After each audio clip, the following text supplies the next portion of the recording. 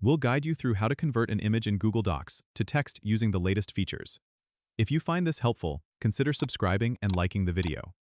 First, open Google Drive on your desktop and navigate to the folder where your image file is stored. You need to right-click on the image file, then select Open With and choose Google Docs from the list. This action will automatically open the image in a new Google Docs document. Here's where the magic happens. Google Docs uses OCR, or Optical Character Recognition, to detect text in images. It might take a few seconds, but you'll see the image at the top of your document with the extracted text appearing below it. Go through the text to make sure everything is accurate.